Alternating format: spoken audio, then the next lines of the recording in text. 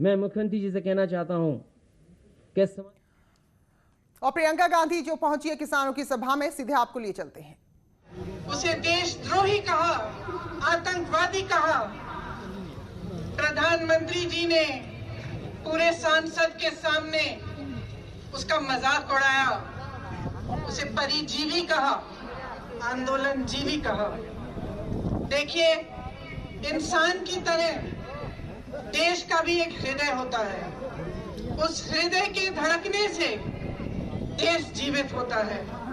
मेरा मानना है कि हमारे देश का हृदय, उसका दिल किसान है, जो जमीन से जुड़ा है, जमीन को सींचता है, उसे उपजाऊ बनाता है, इस देश का अन्नदाता है, इस देश को जीवित करता है।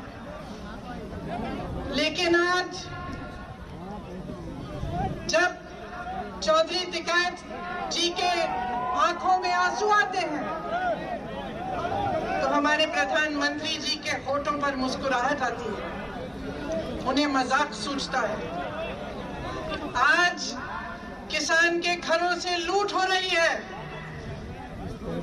और प्रधानमंत्री जी के 2 पूंजीपति मित्रों को पूरी छूट दी गई है। आपके सामने आकर प्रधानमंत्री जी ने बार बार हर चुनाव में ये वादा किया था कि गन्ने का भुगतान आपको दिया जाएगा। मैं आपसे पूछना चाहती हूँ, आपको मिला? उन्होंने कहा था आपकी आमदनी दुगनी होगी। मैं आपसे पूछना चाहती हूँ, दुगनी हुई? आपको मालूम होगा कि पूरे देश भर में गन्ने का भुगतान 15,000 करोड़ रुपए है। और आज मैं आपको बताना चाहती हूँ, शायद आपको ये नहीं मालूम होगा कि प्रधानमंत्री जी ने अपने लिए दुनिया में भ्रमण करने के लिए 2 हवाई जहाज खरीदे और उन 2 हवाई जहाजों की कीमत 16,000 करोड़ रुपए है। आपके गन्ने के भुगतान से ज्यादा उनके पास अपने 2 हवाई जहाजों को खरीदने के लिए पैसे हैं, लेकिन आपके देश भर के किसान के भुगतान के लिए पैसे नहीं है। ये स्थिति है आज देश की। आपसे वादा किया गया था कि 14 दिनों में भुगतान होगा, लेकिन आपने क्या देखा? पिछले 4 सालों में गन्ने का दाम नहीं बढ़ा। 16,000 करोड़ के 2 हवाई जहाज खरीदे गए। 20,000 करोड़ की स्कीम बन रही है कि जो संसद भवन है, जो देश की राजधानी इंडिया गेट है और उसके आसपास की जो इमारतें हैं, उनके सुंदरीकरण के लिए 20,000 करोड़ की स्कीम बन रही है। लेकिन आपके गन्ने के भुगतान के लिए 15,000 करोड़ उपलब्ध नहीं है। डीजल आपको 2018 में 60 रुपए में मिलता था, आज कहीं 80 रुपए, कहीं 90। डीएपी 1100 रुपए में मिलता था, आज 1200 रुपए का है। बिजली के बिल बढ़ते चले जा रहे हैं, गैस सिलेंडरों की कीमत बढ़ती चली जा रही है, मगर आपके गन्ने के दाम आपको नहीं मिल रहे हैं, वो वही का वही है। मैं कुछ दिनों पहले बिजनौर गई, कुछ किसानों ने मुझे पर्चियां दिखाई। शायद उसी दिन जो नया दाम है वो जारी किया गया था, उससे पहले की पर्चियां दिखाई, उस पे 000 लिखा था। आपको मालूम होगा कि भाजपा सरकार ने पिछले साल डीजल पे जो टैक्स लगाई, उससे 3.5 लाख करोड़ रुपए कमाए। मैं पूछना चाहती हूं, कहां गए वो रुपए? 2014 से अब तक मोदी सरकार ने पेट्रोल डीजल पर टैक्स बढ़ाकर, आपको मालूम नहीं होगा, 21,50,000 रुपए कमाए। मैं पूछना चाहती हूं, कहां गया वो पैसा जिसका हक है, जो दिन रात इस देश के लिए काम करता है, जो अपने पसीने से, अपने खून से इस देश को सींचता है, उसको क्यों नहीं मिला है ये पैसा? नौजवान को क्यों नहीं मिला? रोजगार क्यों नहीं दिया? और जब वही किसान प्रताड़ित होकर अपनी समस्या लेकर आपके पास आया, तो आपने उसकी बात क्यों नहीं सुनी? दिल्ली का बॉर्डर नरेंद्र मोदी जी के घर से कितना दूर है? 5-6 किलोमीटर दूर होगा।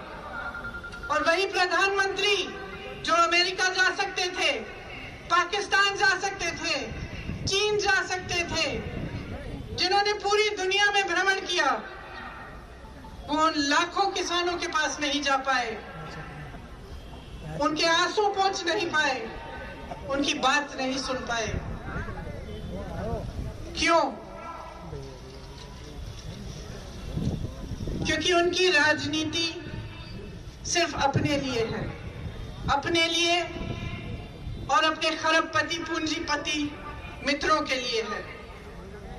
इसी समय जब पूरा देश तड़प रहा है, किसान तड़प रहा है, भुगतान नहीं हो रहा है, इसी साल में अगर आप देखेंगे कि इन 1-2 खरबपति मित्रों ने कितना पैसा कमाया, तो आप चौंक जाएंगे।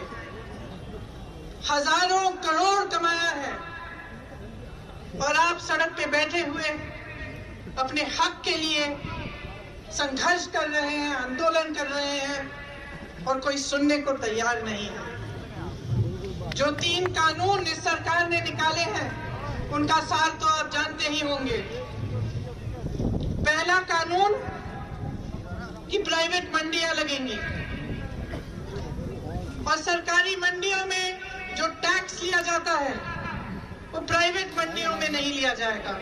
इसका मतलब क्या है? इसका मतलब ये है कि आस्ते आस्ते सरकारी मंडियां बंद हो जाएंगी।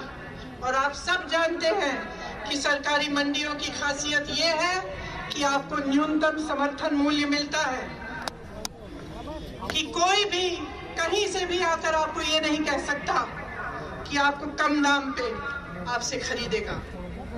प्राइवेट मंडियों के खुलने से और उनको मजबूत बनाने से क्या होगा? बड़े बड़े खरबपतियों की मनमानी होगी। जो दाम चाहते हैं वही देंगे, जब खरीदना चाहते हैं तभी खरीदेंगे, जब बेचना चाहते हैं तभी बेचेंगे। दूसरे कानून में लिखा है कि कॉन्ट्रैक्ट फार्मिंग होगी। कॉन्ट्रैक्ट फार्मिंग का क्या मतलब है? इसका मतलब है कि आपके गांव में, आपके जिले में आकर बड़े बड़े खरबपति आपके साथ एक सौदा कर सकते हैं कि देखिए, आप 10 लोग हैं, आप हमारे लिए गन्ना उगाइए, जब गन्ना उग जाएगा हम आपको इसके लिए 500 रुपए देंगे। लेकिन जब आप उसको उगाएंगे, तो अगर उस खरबपति का मन हो तो वो आपसे कह सकता है कि ना मैं आपको 500 रुपए दूंगा और ना मैं आपका गन्ना चाहता हूं। उसको कहने की अनुमति है, वो कुछ भी कर सकता है। क्यों? क्योंकि इस कानून के तहत आपकी कोई सुनवाई नहीं है। अगर आप अदालत में जाना चाहेंगे, उसकी शिकायत करना चाहेंगे, तो आप सिर्फ एसडीएम के पास जा सकते हैं और उनके ऊपर जो एक अधिकारी है उनके पास जा सकते हैं।